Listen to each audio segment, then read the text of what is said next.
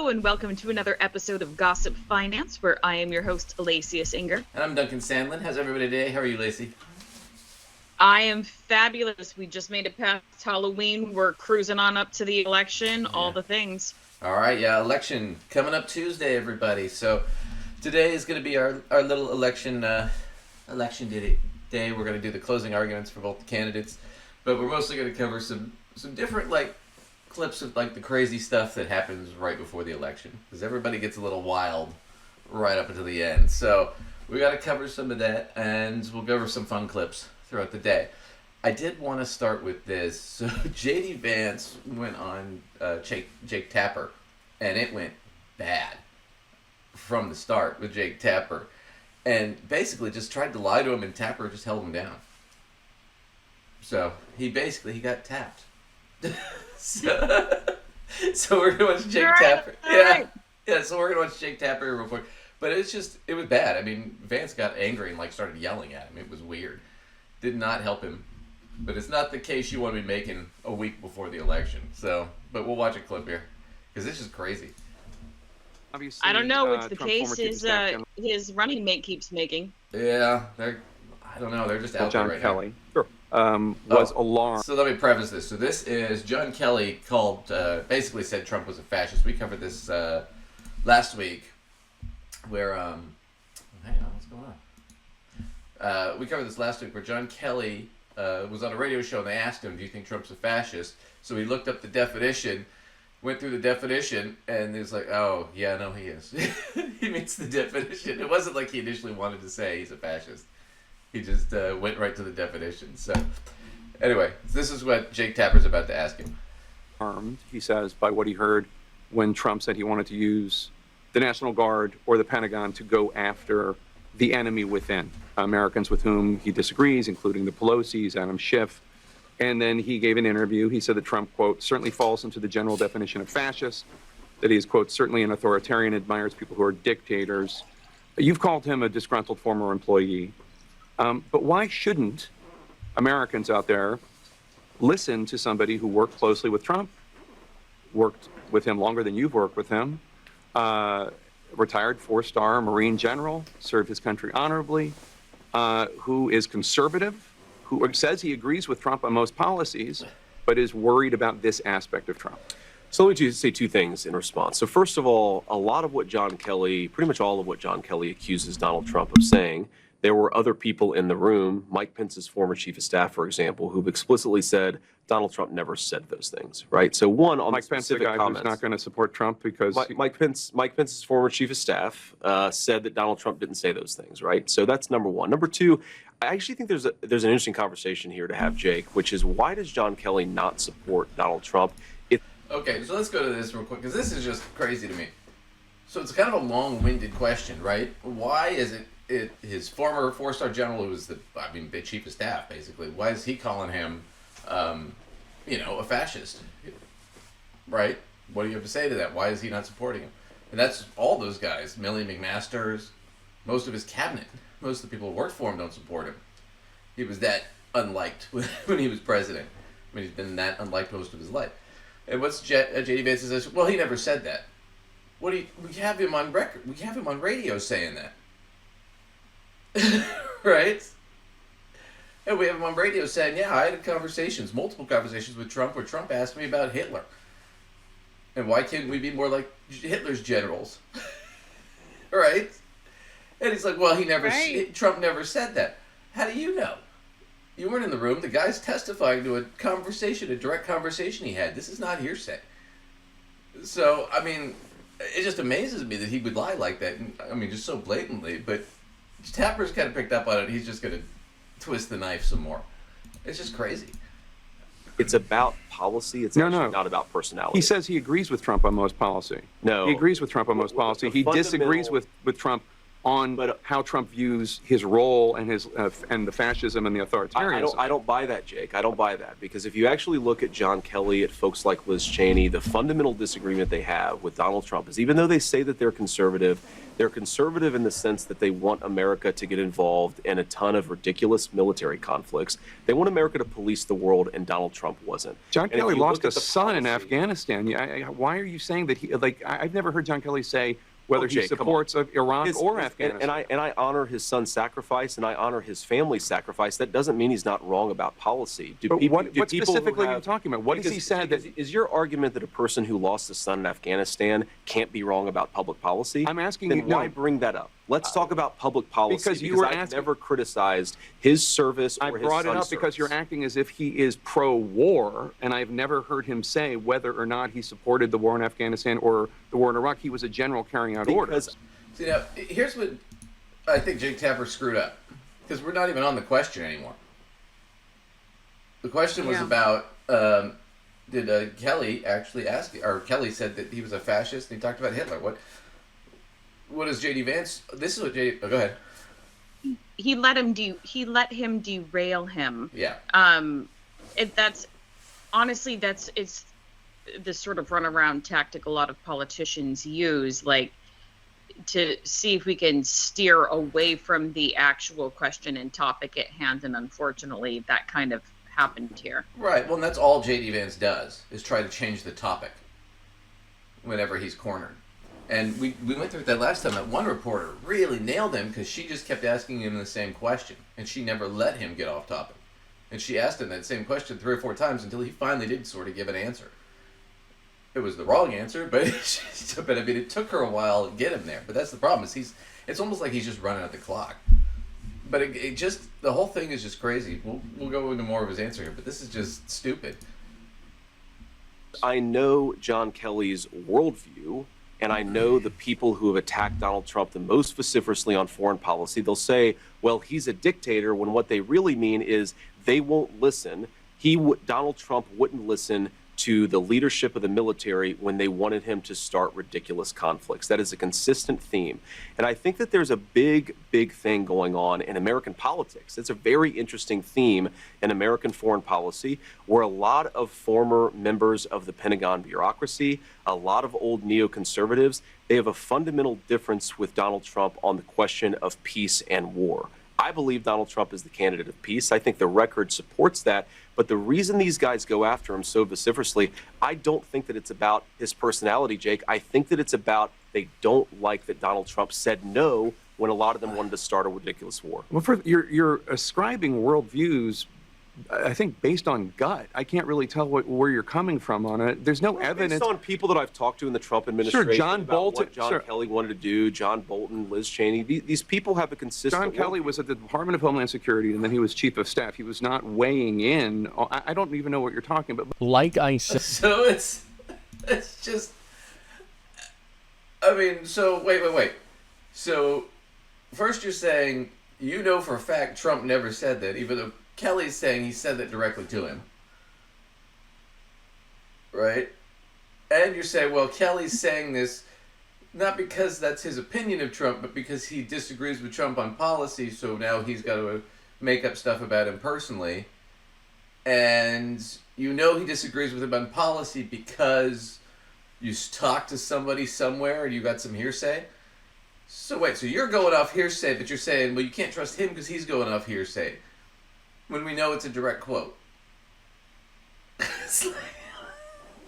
Well, and quite frankly, if the guy says he pretty much agrees with Trump on most policy, then he, I mean, you really only have a choice but to believe him. He's not like somebody whose like voting record you can particularly go and like check in on to verify that. You just sort of have to take him for his word if he says he agrees with him on policy, you know? Yeah, well, and the thing about it is Kelly and Liz Cheney did agree with Trump on policy. In fact, Liz Cheney, they brought up, Liz Cheney voted with Trump 98% of the time.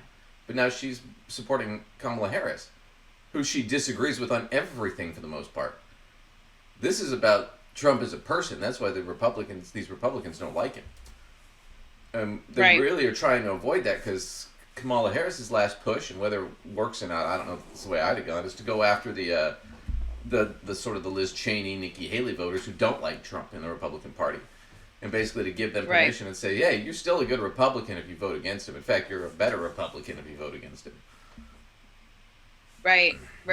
But J.D. Vance is trying because few Republicans have sort of stepped up and, decided to basically say, yeah, this is about his moral compass, not his policy, Right. And J.D. Vance, it's kind of weird because Tapper kind of corners him there. And it's like, here's a chance, J.D. Vance, to go on CNN, tag Jake Tapper and say, look, no, really you need to support Trump. He is a good guy kind of thing. The problem is Jake Tapper's weaseled him into a corner where it's like, okay, to support Trump, though, means you have to reject the rest of the Republican Party. And the guys that, have been there for 30 years. Right? So, you see what J.D. Vance is kind of stuck in that corner. He got angry in the interview and yelled at Jake Tapper later. That was early on, but he caught him in the election denial stuff. But I just wanted to show that kind of clip because I wanted to get you into that sort of, this is where they're stuck with, right? Right. Where the push is, we're still fighting over these last few Republican voters, and your push is, okay, if you guys, the Harris campaign is saying, look, you're still a good Republican if you vote for us. In fact, you're a better Republican because you're voting with Dick Cheney, Liz Cheney, Mark Kelly, Milley, McMaster, a lot of the Republican Party. Right? That's where he's saying, no, it's just the entire Republican Party are assholes. Just choose us. I mean, it's like you're trying to get in with the cheerleaders, and the one cheerleader that everybody hates is saying, no, you have to be my friend, and they all suck. You're like, yeah, but if I'm all the cheerleaders' friends, and I'm going to all the parties. So right. It's kind of a shit argument. But that's their final last argument for the push there. I did want to cover, because we have to cover a little bit of this. So David Pakman covered this, and we're going to go through his coverage a little bit. Trump went on Joe Rogan, which, yay. There was a lot of the talk, too, because they were like, well, Rogan is right-wing. He says he's not. He's like the moderate dude bro kind of guy, right? I'm not. I'm just asking questions. I'm not really a right-wing nut job, which he is. So he's Trump on and gets all this pushback of, well, how come you don't invite Harris on? And, I will. And then, of course, there was all this rumor about, he did invite Harris. She said she'd go. And then, of course, somehow that got canceled at the last minute. Because he doesn't want her on. Because she'll just make him look like a dipshit. And he knows it. But he brought Trump on to try and make Trump look good. And as we saw with the other podcasts like PBD and stuff that Trump went on, Trump just rambled. And Joe Rogan's show is 3 hours. So Trump rambled for 3 hours, and it finally got to the point where Rogan was trying to cut him off and get him on track. And Rogan was getting irritated. But we're going to watch a couple clips, because this is just, it's absolutely nuts how gone his mind is right now. Just absolutely crazy. So we'll get into that. And it was very, very surreal. That room was so beautiful to me, much more beautiful than it actually is. To me, when I looked at the bed, and the bed you could see it was a little bit longer, had to be a little bit longer. He lost his son, and they suffered, the two of them suffered from melancholia. They didn't call it depression. They called it melancholia, and they suffered from it. He was a very depressed guy, and she was a very depressed woman, more so than him.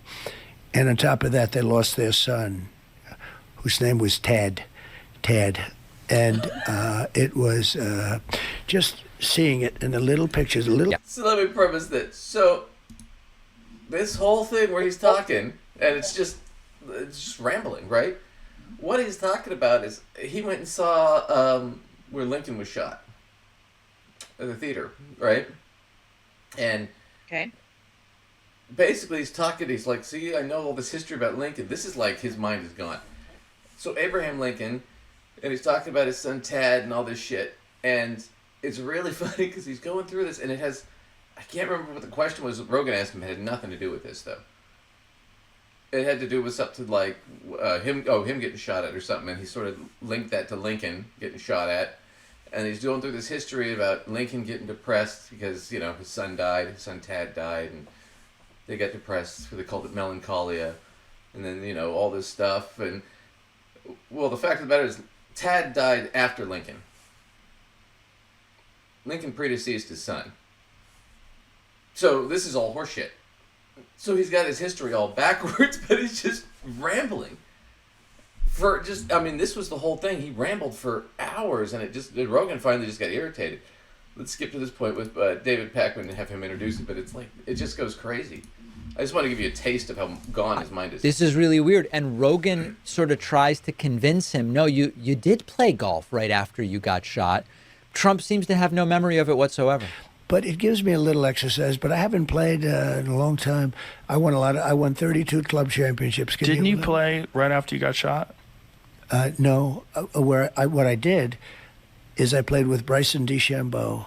Do you know Bryson? Yes. The pro. Uh-huh. He's a great player. And we played, it was a certain thing that we played, I guess called breaking 50 or something. 50, we play from a certain tee, and if you can break 50. And it got tremendous ratings. It was sort of like a crazy thing. He's a great guy. But wasn't that like a couple golfer. of days after you got shot? I don't know. I know I haven't. That was one of the funniest things. You were on the golf course. I think I did, yeah. Maybe I did. So Rogan... Okay, so Joe Rogan's trying to tee him up. Hey, look how fit and tough you are. You got shot at, and then like a day later you were playing golf, right? No. Let me tell you about this time I played with Bryson DeChambeau back in the fucking 90s.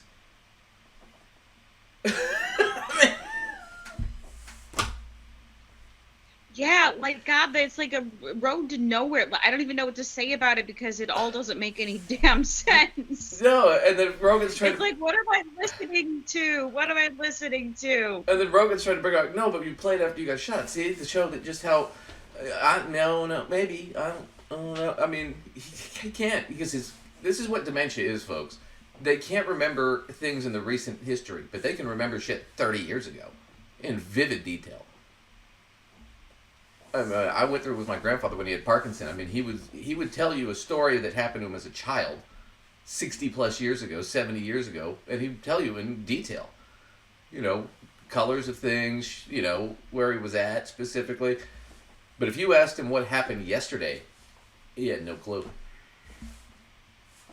I mean, it's the same shit with Trump. We'll watch a little bit more because it's just, this was fascinating because it was literally rambling dementia for 3 hours. And Rogan tried to make him look good and it just didn't work. It was just a shit show. Really know what it's going to be like when you actually get into office. What did you think so it was going to be like? in office or when I decided to run? So when you got in. When I was in. So when I was in and won and was in the White House, essentially. Yes. Well, first of all, it was very surreal. Joe Rogan's now, this is like the 5th time he's asked him this question in a row. The question is, what was it like on your first day in office? That's it. Okay. And he's finally got it. What do you mean when I ran? No. You mean, no, when you won. When I won, okay, I'm in office. Okay, so now he's finally there. It's very interesting. When I got shot, it wasn't surreal. That should have been surreal. When I was laying on the ground, I knew exactly what was going on. I knew exactly where I was hit. They were saying you were hit all over the place because there was so much blood from the ear. You would know that better than anyone. When they get the ear torn up. Ears bleed a lot, they bleed. Anyway, so, and I was thinking the other day, when that happened, I really knew where I was. I knew exactly what happened. I said I wasn't hit anywhere else. With the presidency, it was a very surreal experience, okay? Like, what's day one like? You win? Yeah. You get inaugurated? Again, we're back to, okay, what was day one like? He still can't get him. What was day one like? What's his first answer? I mean, it took him a while just to get here. But what's the answer? What was day one like? Well, when I got shot, I knew where I was. Okay, that's not really very reassuring. I know where You were in the White House and you didn't know where you were is a little bit scary. I get the surreal part, but this seems like an easy question, and it's like it's like a no lose question. It's like an any answer is fine question. Yeah. And he's not even answering it. And there's no danger in answering it because it could be like, it was actually really scary, or it was so overwhelming, or it was so busy, I was exhausted. Like any answer feels like it's fine. Well, yeah. But he's just not even, he can't even answer it. Well, and this is kind of your typical sort of. I mean, Rogan's really struggling at this point, because this is your total suck up kind of question that you normally ask, right? In like a casual interview. Like they used to ask this to like Obama or Bill Clinton or Bush, what was it like on the first day? And they'll tell you some anecdote about it or something they did, or Obama used to tell the story about, because he kept the same, I guess, the guy who ran the White House essentially was the same guy that Bush had and Clinton had, and Obama kept him, and asked the guy on his first day in office, so what does this job really entail? What is it really all about? And he said, the guy told me, well, let's just say the presidency is basically the biggest employer in the world. You employ millions of people, and some of them somewhere are screwing up, and it's your fault. That's the job. I mean, that's Obama. But see, Obama could tell a vivid story like that. I could believe that. I've never thought about it in those terms before, but yeah, that sounds probably about right. Yeah, you're the boss. It's instantly your fault once you sit in that chair. But Trump can't even remember his first day. Right? He's still trying to. He's like, okay, what was your first day like in office? Well, I knew where I was when I got shot. I remember that. Well, do you know where you are now? How about that? Let's go backwards. Rogan's still trying to tee him up, and he can't get there. It's just crazy. Holy shit, I'm the president. Yeah. Anyway, so Trump opting to tell a story about his ear when he's asked about his first day in the White House, and finally. See, I mean, it's just David Pakman can't even. It's like I can't even handle it. I don't even know what to do. Let's do one last clip here, but this is just nuts with this guy. All right. I don't know. I've never read this. I heard it from people in the White House who really understand what was going on with the whole life of the White House. But Lincoln had the yips about, in a way, as the golfers would say. He had a phobia about Robert E. Lee. He said, I can't beat Robert, because Robert E. Lee won many battles in a row. He was just beating the hell out of him. They tried to get Robert E. Lee to be on the North, but he said, no, I have to be with my state. The state was his whole thing, and he went to the South. And he was, I've had generals tell me, we have some great generals, the real generals, not the ones you see on television, the ones that beat ISIS with me. We defeated ISIS in record time. It was supposed to take years, and we did it in a matter of weeks. These are great generals. These are tough guys. These are not woke guys. But their favorite general, in terms of genius, was Robert E. Lee. In terms of strength. Yeah. So anyway, Okay, so that is. I mean. What the hell is he talking about? Some about generals. I think he asked him about Kelly, and then he started talking about Robert E. Lee. And it's like, no, honestly, I know what happened. He went on a tour of like the Lincoln Memorial where Lincoln was shot or something like that, and they told him this shit, and he's like, oh, that's fascinating. And now he's having dementia on Joe Rogan, and that's what he remembers. Generals, oh, I remember going on that tour of the Lincoln thing. That's how that works. He's not there. Yeah.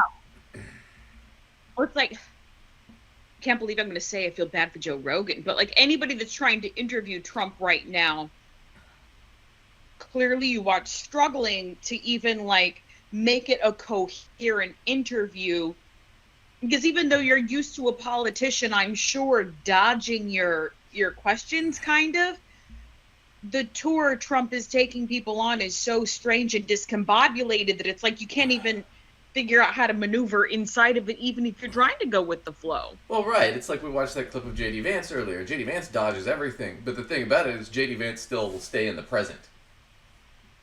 And he does it. He won't go back 10 years or 20 years or whatever it is. And there's furthermore this thing about Lincoln was scared of Robert E. Lee, and he's talking about this whole thing. That's not what it is. Lincoln never met Robert E. Lee. What happened was he's thinking about who was the general that he had that later became president. I forget his name. I'll think of it in a minute. I can't remember. But it was Roosevelt. Sorry. So Roosevelt was not Robert E. Lee went to, I think, went to West Point. He was like second in his class. Was a brilliant strategist on the battlefield, but he was with the South because he was a slave owner, and he did win a lot of battles. And there was a big argument between Lincoln's generals about how do we beat them, and it was Roosevelt who finally just stepped up and said, "We don't have to beat them. We outnumber them 10-1. We have all the guns. We have all the food. We can lose every battle and still win the war." And basically what he's thinking about is Roosevelt then wrote Lee a letter saying, "Hey, guess what? I don't expect to beat you in any battle. I'm just going to wear you down." And what ended up happening was Lee went to, what was it, the guys who were running the Confederacy, I forget their names off the top of my head. I can't remember, it's all history shit, right? And basically told them, yeah, we're going to lose this war. And they said, go ahead anyway. And that's what happened. They knew years before it was over that they weren't going to win. That's what he's thinking about, but he can't even remember the story. He thinks it has something to do directly with Lincoln. It's actually about Roosevelt that he's talking about. I mean, it's just crazy. But his mind is gone. We will cover a little bit more of some of this Joe Rogan stuff, because Joe Rogan, I think, may have inadvertently really screwed Trump here in a couple ways. One, by doing this, because this is 3 hours of Trump just rambling. And even Rogan started to get irritated. Right? Because he's trying to do a show, he's trying to move it along, and Trump's just going off in circles. Well, and you know, Rogan's not getting anywhere with him. No. I mean, he's not even trying to get to a challenging place, but like I said before, like, Trump is so all over the place that Rogan can't even get to some of the sort of simple, should be easy for Trump places to get to, you know? Right. Well, what ends up happening, though, is, so Trump goes on Rogan, rambles for 3 hours, looks like a total basket case, does not go well for him. Rogan actually tried to downplay that whole episode, too, later, because it's really embarrassing for both of them. Because it's an idiot talking to, dementia grandpa. And it looked really bad for both of them. Well, it was even worse for Trump, because Trump, also while he's filming that with Rogan, is supposed to be at a rally in Michigan where he was supposed to speak. And he was 3 hours late. And because Trump can't get any venues because he doesn't pay for them, and so nobody will give him an indoor venue anymore, he has to do everything pretty much outdoors. So he's left these people in Michigan outdoors in freezing weather for 3 hours, and a lot of people left before he got there because they were just irritated and fed up. So I mean, I'm only waiting so long. Well, that looked bad. Well, all this preconceived thing led to Trump's big rally at Madison Square Garden. You're in New York, Lacey. You got tickets to that, right? No, but I did have tickets to Cyndi Lauper right afterwards, and Cyndi won. You know what? rumor has it that she cleansed the space after him before she was willing to do her thing. And you know what? I'm kind of a hippie girl. Even before I'd heard that, I was like, hope Cindy sages that shit, because she needs to clear out his juju, man. Yeah, well, she needs to get his tanning makeup off the freaking stage. It's a lot of orange to clean. But that's a lot of orange, man. But here's the thing about this rally. It's actually a play on another rally that happened back in the 30s, 1939, I think it was. And, here's Lester Holt. He's going to tell you about it. And I'm going to be right back, but we'll play this. Donald Trump's rally at Madison Square Garden comes days after his own former chief of staff went on record to describe his former boss as a fascist. But that jamboree happening right now, you see it there on your screen, in that place is particularly chilling because in 1939, more than 20,000 supporters of a different fascist leader, Adolf Hitler, packed the garden for a so-called pro-America rally. A rally where speakers voiced anti-Semitic rhetoric from a stage draped with Nazi banners. When a Jewish protester rushed the stage, the Associated Press reported, quote, Instantly, a dozen or more stormtroopers set upon him, knocking him down and beating him as he held his head in his arms. Most of his clothing was torn from his body. Later, he was booked for disorderly conduct. Now, against that backdrop of history, Donald Trump, the man who has threatened to use the military against opponents he calls enemies from within, who has threatened to use the troops to quell what he says are lawless cities, and to use those troops to carry out mass deportations of immigrants, is once again turning Madison Square Garden into a staging ground for extremism.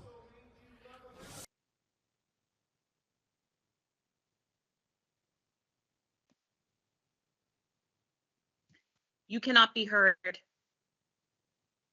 Sorry, we'll cover more of this rally later in the show, but the thing about this rally that I think is interesting is he did all this stuff, and I think what happened was Stephen Miller, who's on his campaign team, who's a total racist, very anti-immigrant guy. Stephen Miller got up there and was like, hey, let's recreate the Bund rally at Madison Square Garden, and Trump was like, ooh, I'd love to fill Madison Square Garden, because he's not going to win New York. This was pointless, other than to try and recreate this. And it was horrific, because all they did was get up there and talk about how evil Kamala was. And what a piece of shit she was. I mean, that was literally the whole thing. So this is his big closing message.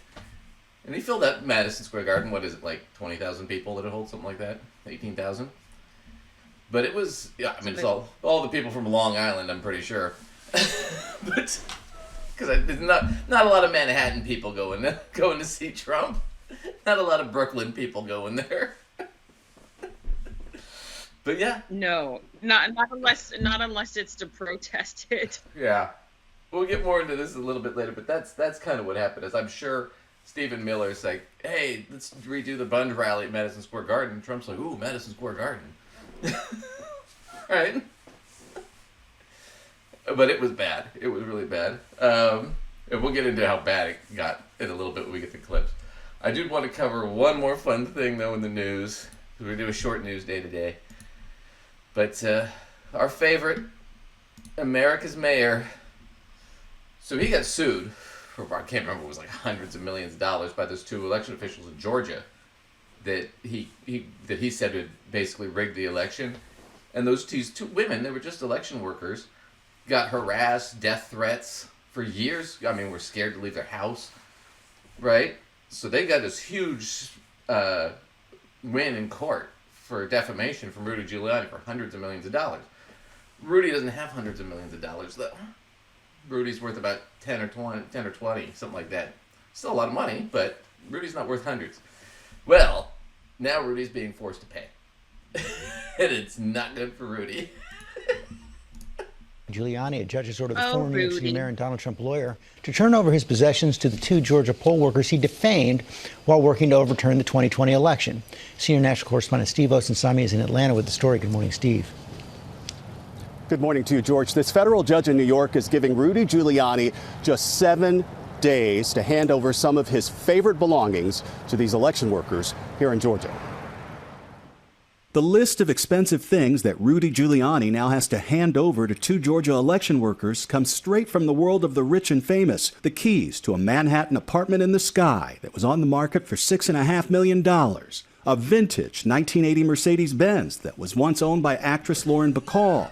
A diamond ring, more than 24 luxury watches, and $2 million in cash. It still won't be... So... he didn't have the money, so we're liquidating all his shit. He can just go get a Timex like everybody else. It's bad. He's got to give up his apartment, his Mercedes that was owned by Lauren Bacall, by the way. You know what? I hope those ladies go and have a really good week or two vacation in that property of his in New York before they turn around and sell it to the whatever bidder. Yeah. Have fun, ladies. Have a good time. Well, and here's the thing. He tried to hide some of this shit with his son, and the judge, I mean, they found out that he was trying to hide some of his assets. That's why the judge is like, no, you got to turn all this shit over in 7 days. That's why it was so strict. Because he's tried to weasel his way out of this a couple times. I do like those 24 watches. It always reminds me of that when he was doing the disbarment hearing, because I think he is disbarred in New York. I can't remember, but when they were doing that hearing, at the end of the hearing, he looked up to check the time, and he's like, "Oh, I'm wearing 2 watches." I didn't realize he was still on camera. Oh, Rudy. But yeah. God, what a guy. Yeah, so I don't know what he's gonna. I guess he's gonna go live with his son. I don't know what he's gonna do. He's Oh broke. God, can you imagine? Can you imagine being his kid and like dad's on your doorstep? Oh gosh. I don't know. His son tried to be a pro golfer. He was on a show called The Big Break. It was a golf show, and I saw a couple clips of it. And the only reason I know this is because my dad watched that show for a while, and my dad was like, "Oh yeah, he was basically the villain. He was the biggest dick there. Everybody hated him. It was basically his role on that reality show. Like he wasn't even that good of a golfer. He was just an asshole." And it was fun because they beat him every time. You like to watch him kick his ass and him throw a tantrum. So I don't know that it'd be fun. And then he'd get all riled up, I'm sure. Yeah, so I don't know that it'd be fun for either Rudy or his son, but it's poor Rudy. Oh, Rudy. From America's mayor to being broke. So let's move into some clips. So I wanted to do this really bad. So Ben Shapiro, or as Sam Cedar likes to call him, the Pope of the Jews, because he gets to decide who's a Jew and who isn't. I don't know. He's a weird guy. Anyway, So weird. there's a show on YouTube called Jubilee. Some of them are good. And they have people on, and they do different things. And this one is where they have someone who's a professional debater or somebody who debates on YouTube or something, like one of those debate bro kind of guys. And they'll face like 25 college kids or 25, Republicans or 25 Democrats or whatever it is. So this is one Republican, Ben Shapiro, against 25 Harris voters. That's what this is.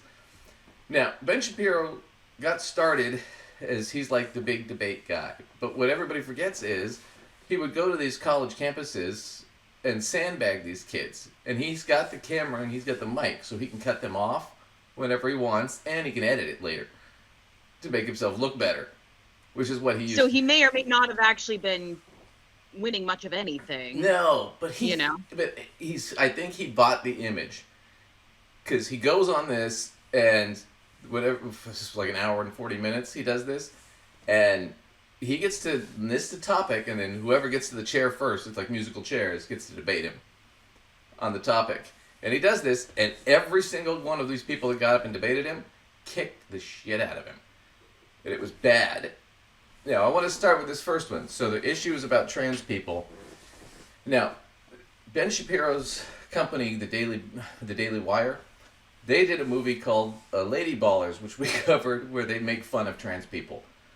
They've done several documentaries about how trans people are mentally ill and unstable. They've done nothing but attack trans people for the last 5 or 6 years. That's their whole book. I mean, that's like half their business, is attacking trans people and getting paid for it.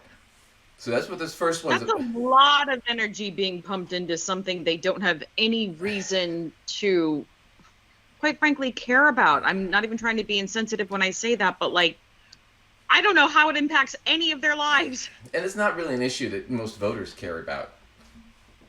But that's what they did. So they've done nothing but attack. I don't know that anyone's changing their vote on that, unless potentially, you come out sounding like a Nazi, Well, the other thing is this, is if you're a single issue voter and your issue is trans people in sports, let me tell you, the government doesn't control what the rules are in sports.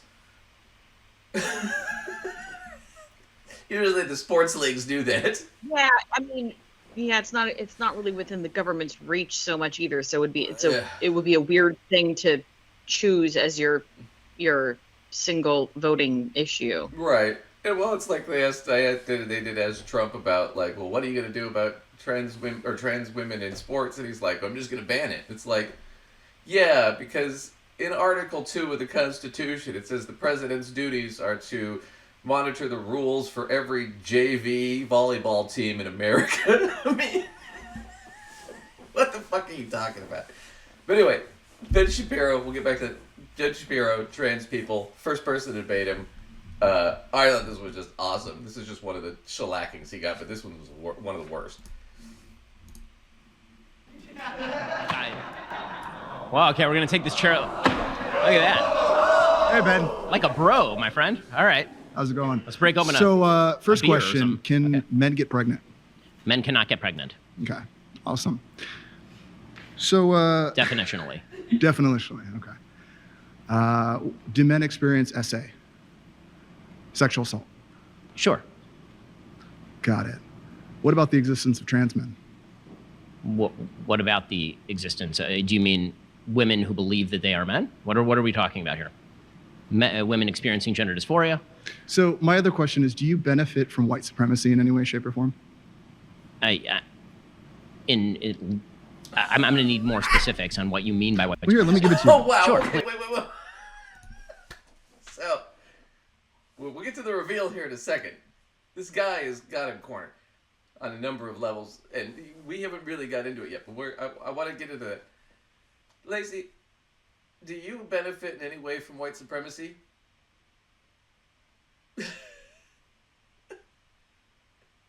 That's a hell of a question. I'm asking, do you in any way benefit from white supremacy? I mean, I guess I benefit from being white. Right, but I mean, are you getting like any money from them? Nobody's sending me any money for anything. No. That's my point. That's if you were to ask me that question in that situation, do you benefit? Your business benefit from white supremacy? Do you benefit in any way from white supremacy? I'm saying like, no. I hate those guys. But what is okay? The truth of the matter is, I wouldn't have fully understood what.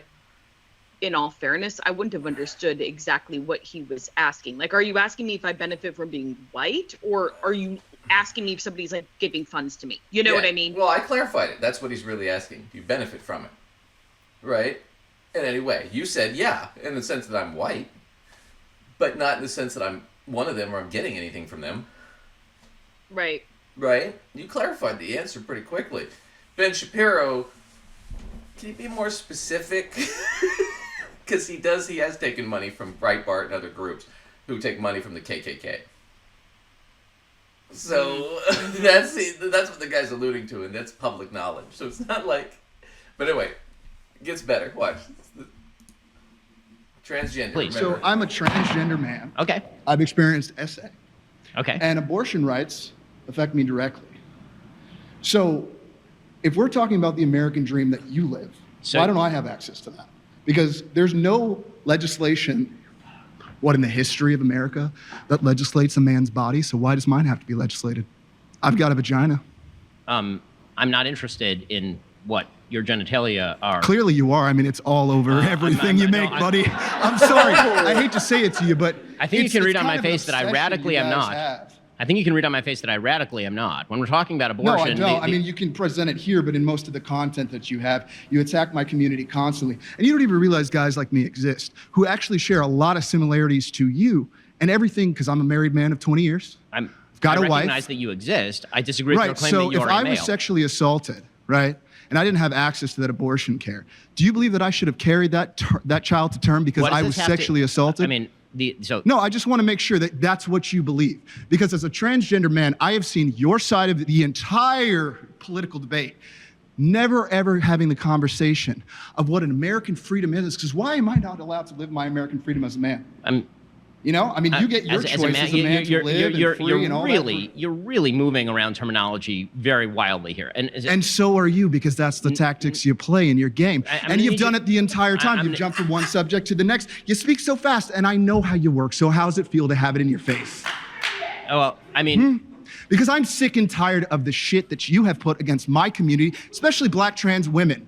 Because you constantly disregard all of our needs and then use us politically as a pawn when we're 1% of the population. Why not focus on the economy itself? All of us are struggling, and you want to focus on trans people. You want to focus on a black woman when this is clearly a glass cliff situation. America's falling apart, and let's give it a woman right when it's all falling apart, when we'd had, 50 men run it and it looks like shit? Look at where we're at. Truly, So- where do you think that we're heading? I So- mean, it's so funny to watch You've been going white for- supremacy just fall apart the way that it. So the real point of this is, it starts out, he thinks it's a guy. It's a transgender man. But once he reveals that, well, what do you do, Ben? It's one thing to be the safety of the Daily Wire, talking about how these people are sick and weird, but when one is sitting in front of you...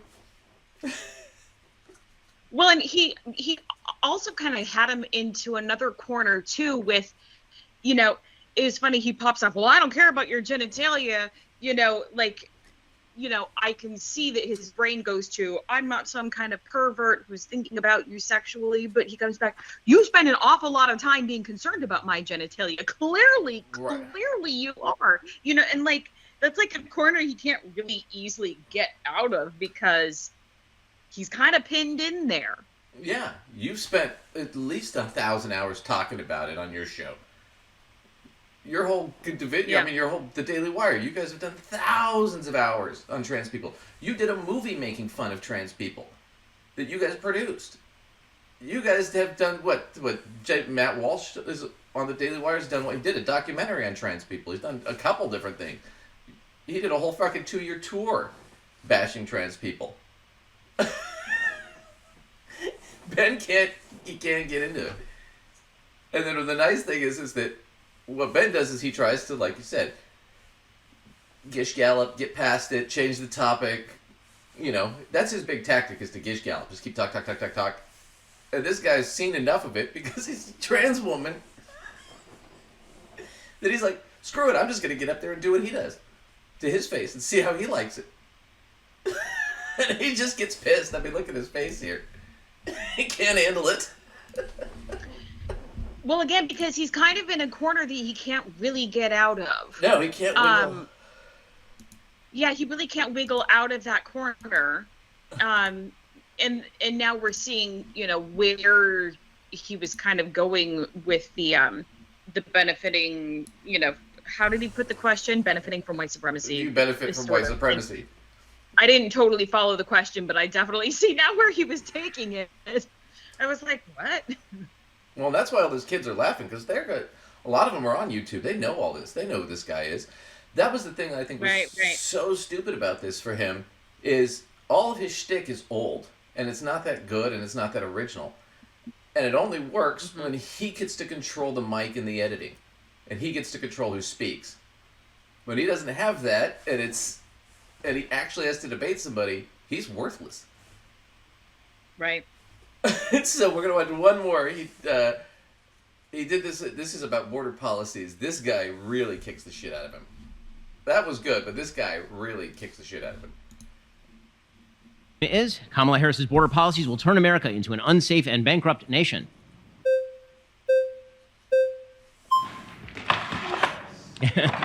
I will let some of my colleagues here in the circle really talk about why they appreciate Kamala Harris's right shift when it comes to border policy, trying to deter the amount of people that are coming through the southern border.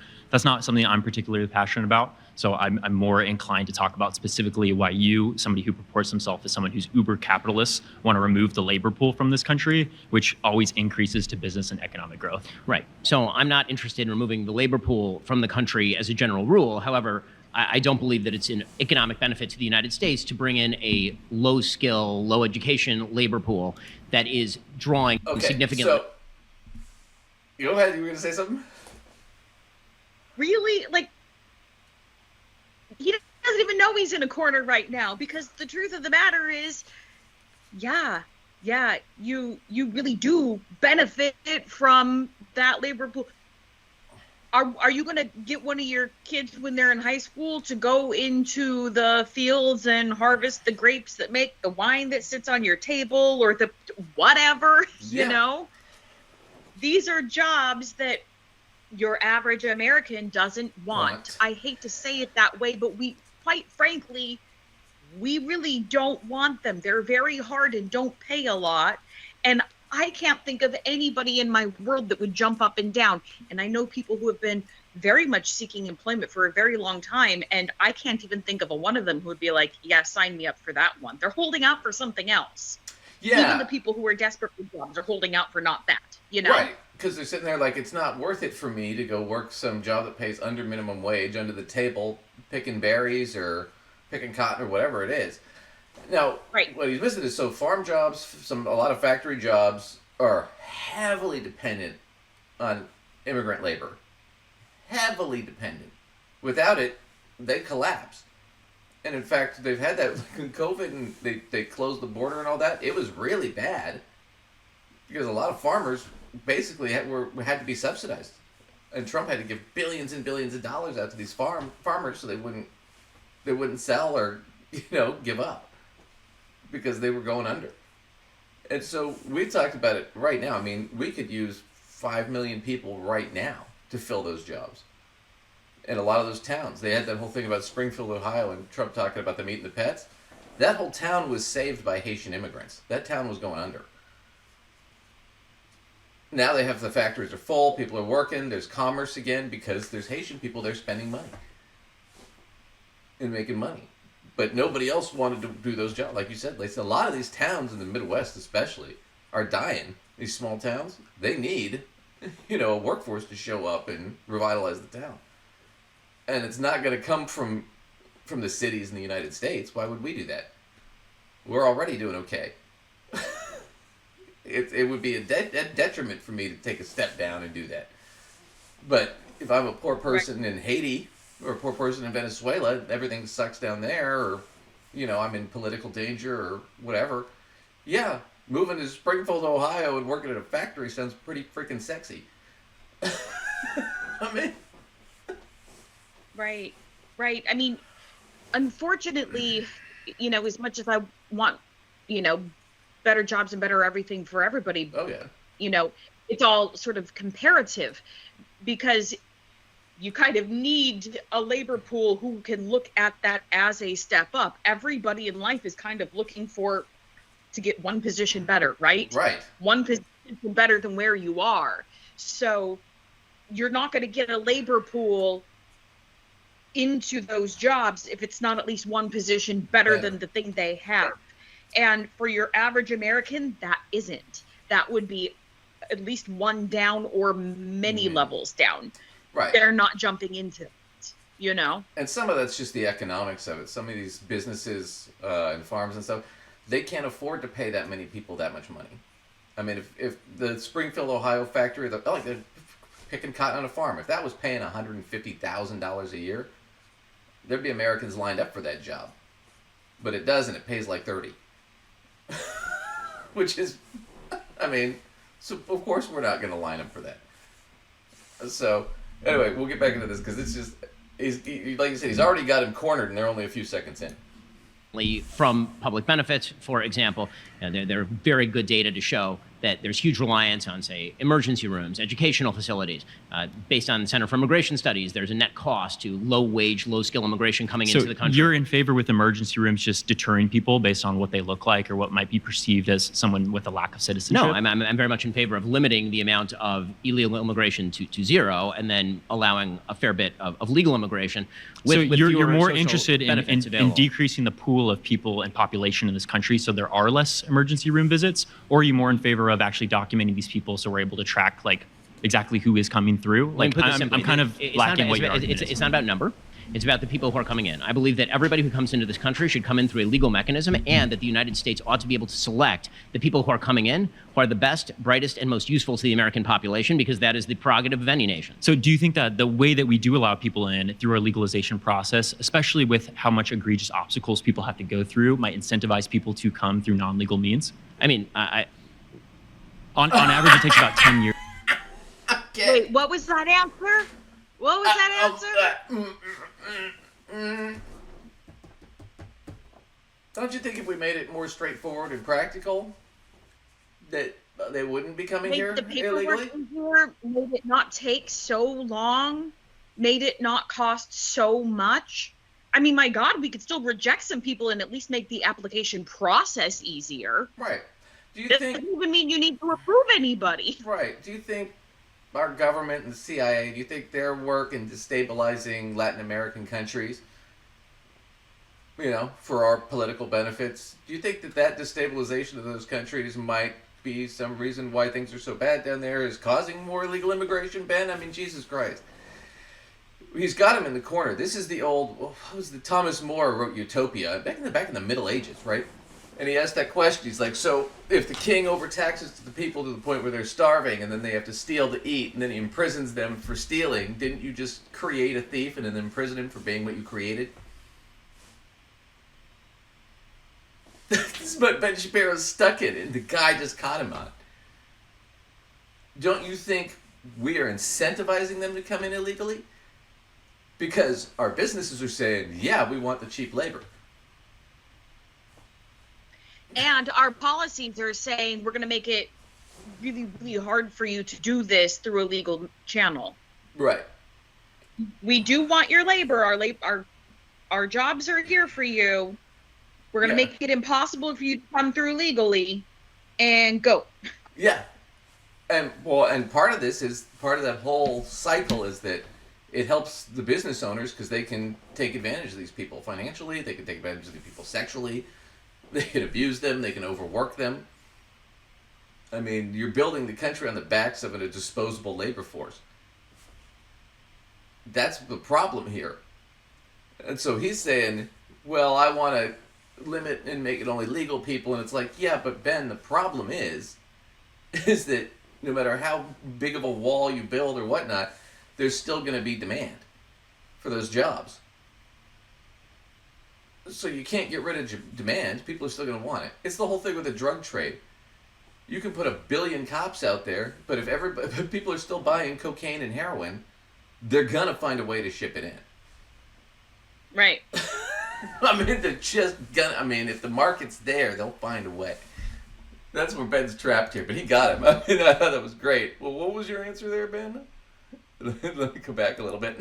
Country should come in through a legal mechanism, and that the United States ought to be able to select the people who are coming in, who are the best, brightest, and most useful to the American population, because that is the prerogative of any nation. So do you think that the way that we do allow people in through our legalization process, especially with how much egregious obstacles people have to go through, might incentivize people to come through non-legal means? I mean, On average, it takes about 10 years for somebody to gain citizenship in this country. And if somebody is fleeing political persecution, I really find it interesting how conservatives always like to talk about the response to certain behaviors instead of what the root cause is. When oftentimes... So, I got him. I mean, it's just, you're not looking at the root.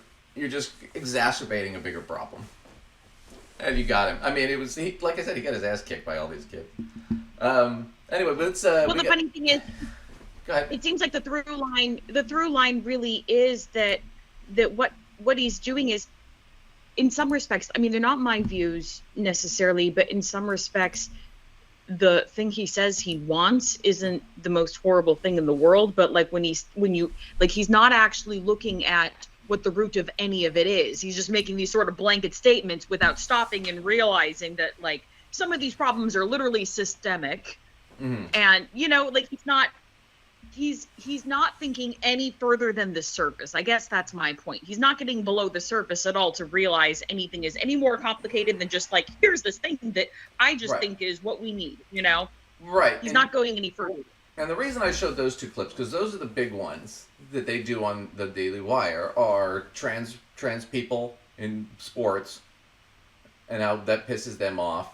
And it's unfair because trans people have some huge advantages in life somehow. And then the whole immigration thing. When we're talking about immigration, let's make sure we know what we're talking about. He's not talking about Norwegians coming here. He's talking about brown people. He's talking about Hispanics and Latinos. Sure. When he says best and brightest, he's talking about people that were educated in those, high-level European schools that can come with their degrees in hand and do whatever, labor and position. That's what he's talking about. Well, there are a lot of... And when he's talking about, not wanting, abortions to happen, he's thinking about it in simplest terms. He's not digging below the surface and stopping and thinking, okay, sure, not my values at all, but sure, we'll take that. But look at all of these scenarios where you're like literally, do you really think you really want this in this scenario and this scenario? Like he doesn't dig below the surface on any of it. Right, but that's the point, is it's all like you said, surface level, dog whistle, homophobia, racism. And he hasn't actually drilled into the issue because he never talks to anybody outside that bubble. And the few times he has debated, he's on stage and he has a mic and he can control what the other person when to shut him up. Right.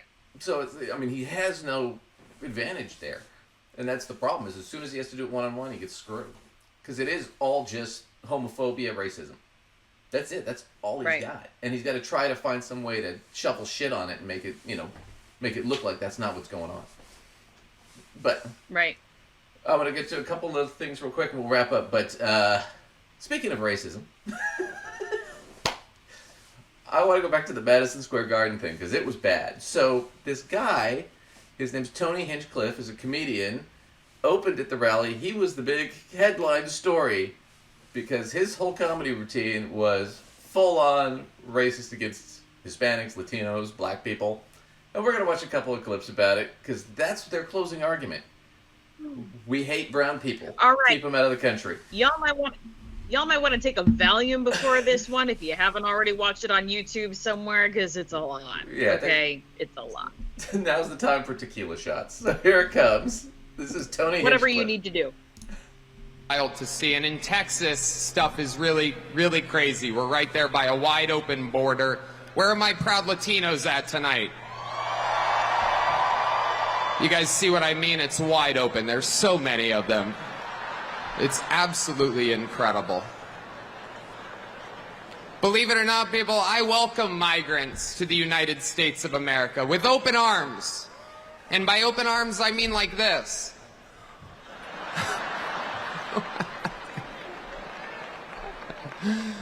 It's wild. And these Latinos, they love making babies, too. Just know that. They do. They do. There's no pulling out. They don't do that. They come inside, just like they did to our country. Republicans are the party with a good sense of humor. Free speech is under attack, people. I host a show, and each week I get updates what words we're allowed to use and not use anymore. It's happening right now the past few years. It's a real thing.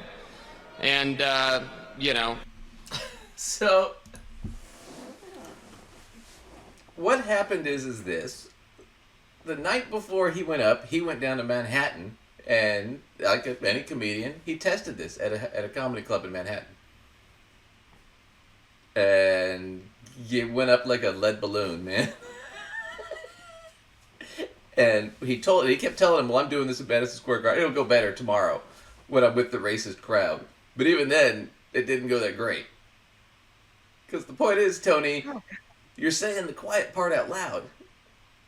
Right? The whole premise to this, the whole premise behind Ben Shapiro, all these guys on the right wing, Joe Rogan, all these racist, sexist, homophobic guys, is we have to make it okay for those racist, sexist, homophobic, your average suburbanite, white guy Republican, white woman Republican, that doesn't want to be thought of that way and doesn't think of themselves that way, but kind of is. We need to make it socially acceptable to be racist, right, sexist, homophobic, all of the whatever. Right. We have to make it all socially acceptable. Right, because that only works if it stays in parentheses. You gotta keep it in the parentheses.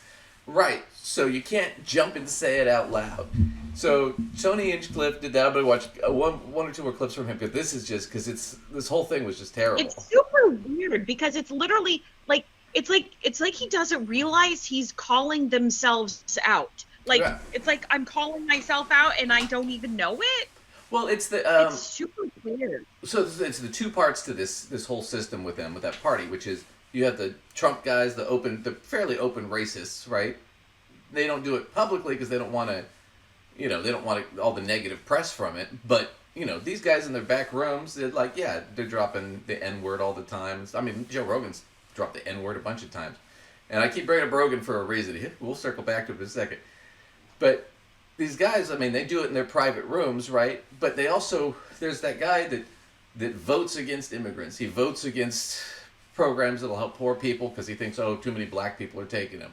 right? That guy who says, well, look, I'm a decent guy, or, you know, I do vote for civil rights and stuff, but, like, man, if his son or daughter came home with a black boyfriend or girlfriend, he would lose his shit. That guy. That's the guy they're playing to. The guy who doesn't think of himself as racist, but kind of is. You're trying to give him a permission structure. You don't give him a permission structure if you just start saying racist shit. Because then he's gonna, oh, I don't want to be associated with that. He can't sign on for that. Right. He can sign on for a lot of shit in parentheses, but he can't sign on for like that. Right. Yeah. You know? And that's what Tony doesn't get. Yeah. Because he's in that bubble so far. All right. Heck yeah. It's a cool black guy with a thing on his head. What the hell is that? A lampshade? Look at this guy. Oh my goodness. Wow. I'm just kidding. That's one of my buddies. He had a Halloween party last night. We had fun. We carved watermelons together. It was awesome. You guys are... This is a groany little morning Not crowd. the watermelon thing. Yeah. Well, and the crowd groaned. Because you're not supposed to say this out loud, fucktard. He didn't get it. Now, I'm going to play one more clip and then we'll get into this a little bit deeper, but this is craziness. So he's tested this, it road tested, and it went bad in Manhattan, it went bad on this. Here's the last little bit. I'm going to play this here. Here's a clip because, you know, it all works out if you make fun of white people, too. If you make fun of your own race and make fun of the other races, that's okay, right? Because it's all in good fun, right? But you got to do that. So here's the clip of him making fun of white people. Oh, wait, there's no clip of him making fun of white people. He doesn't do that. He only punches down. What is he, a clip of him making fun of Asian people? Nope, he doesn't do that. Because they're the good minority. They're good at math. You know what this makes me think of? It makes me think of why South Park is so popular. Mm-hmm. Because, you know, they hit the everybody. creator kind of go for everybody.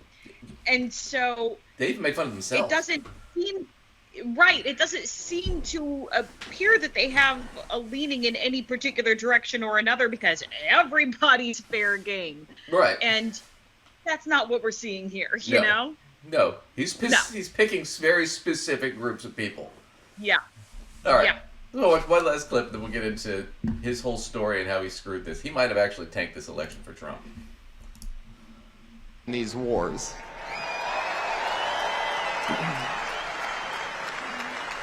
When it comes to Israel and Palestine, we're all thinking the same thing. Settle your stuff already. Best out of 3. Rock, paper, scissors. You know the Palestinians are going to throw rock every time.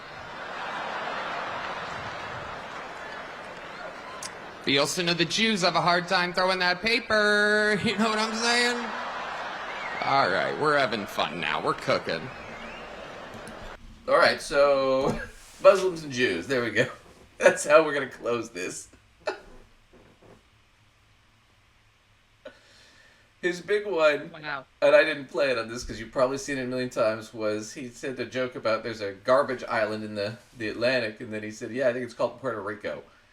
Now, here's the thing about that statement. So he's trashing Puerto Ricans. Puerto Rico is a part of America, for those of you who don't know. We've talked about it. We've asked, like, well, why is Puerto Rico not a state? Right? So we've asked that question a bunch of times. But a lot of Puerto Ricans live in Pennsylvania and Michigan, and those are swing states. And a lot of those Puerto Ricans have flipped their vote to Harris from Trump because they were not happy about this. And why is this even worse? Because this guy, Tony Hinchcliffe, he gave this speech. It's on a teleprompter. He's reading this off the teleprompter.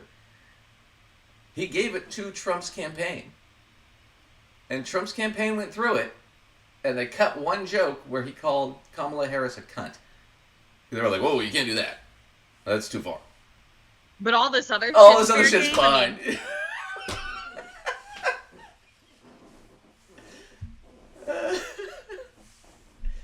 Here's the other thing about Tony Hinchcliffe. Because I didn't know who he was. I bet most of you didn't know who he was until this whole thing.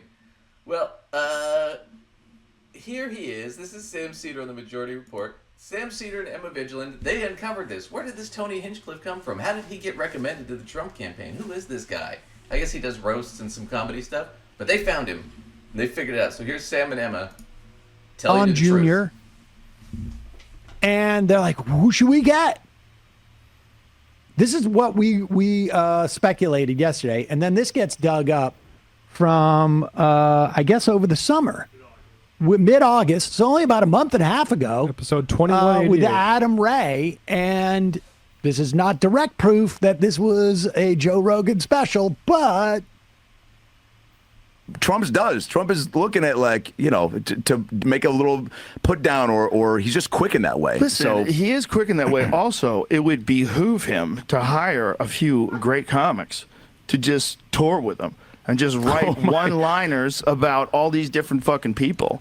I mean, if he could remember them, I mean, I know he likes to go off his own head, but Sure. if he could remember a few Hinchcliffe bangers, if he hires Hinchcliffe to take him on the road, do you know how fucking insane that would be? Yeah, dude. So Hinchcliffe is a friend of Joe Rogan's. He's been on Joe Rogan's podcast a bunch of times. That wasn't him. They were talking about him. That's how I got him. Rogan recommended that guy. And he's super racist. If you see his other roasting comedy stuff, he is ultra racist. It's only funny if you're a racist. So the rest of it's like, what the fuck did this guy just say? And it's even for racists, it's not funny. They just agree. They just like to be reinforced. Right? But yeah. So Yeah. So Joe Rogan, who's a racist, and a sexist, and a homophobe, picks his racist, sexist, homophobe buddy comedian that he likes, recommends him to Trump to do this opening. The Trump campaign goes through the guy's routine.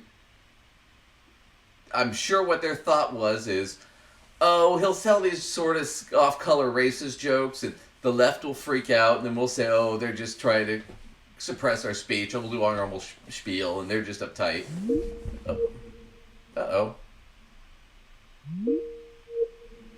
You there, Lace?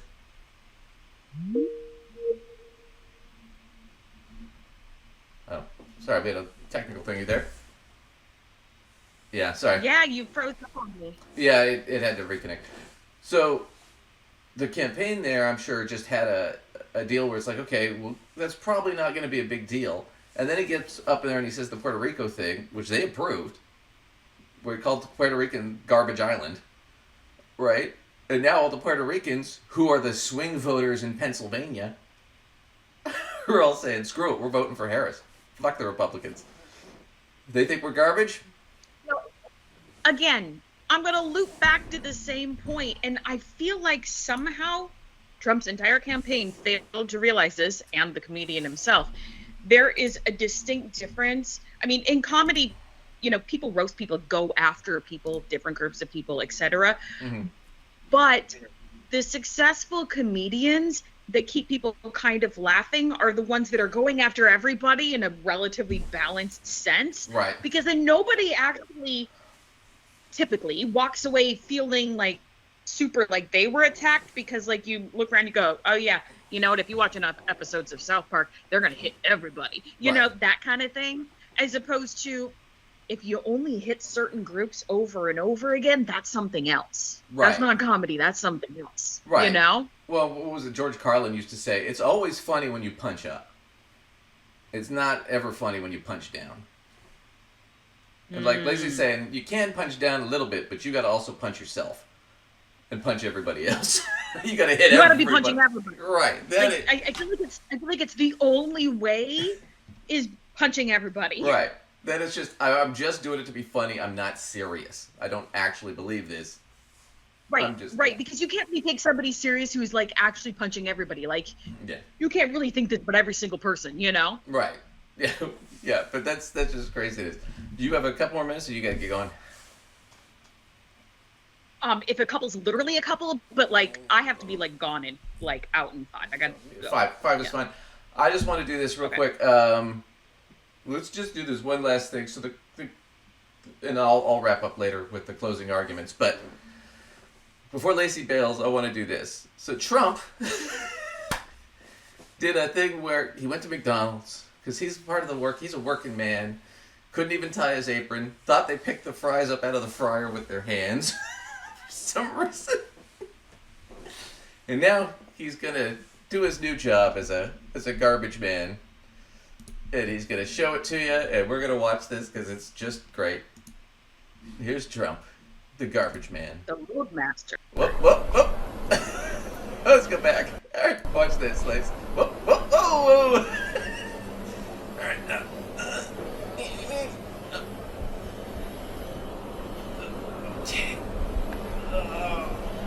All right, guys. All right, guys. He's not helping his I'm not the old man spiel. Dementia. I can't even grab the door. He's got a freaking... Oh, wow. Okay. Yeah, between that going on Rogan and rambling for hours, I mean, he's gone. I mean... Yeah. And he's kind of limping and everything. There's something wrong.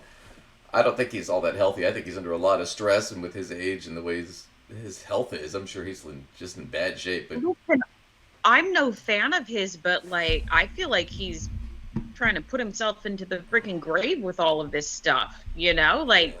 Yeah. So, I just want to get to this image here. But this is perfect. This I think sums up the Republicans' final message. An elderly man being chauffeured in a dump truck with his name on it, and they drove it around in a circle for a photo op, and that was it.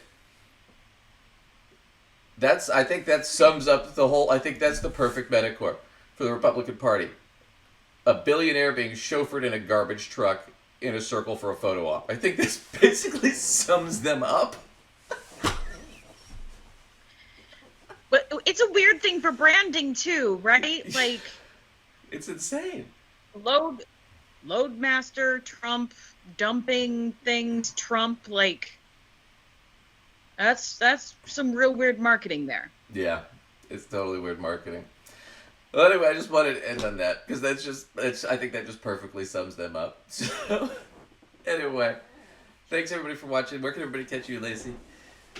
As always, you can catch me at mysensewithsense.com for information about courses, workshops, and articles I've written.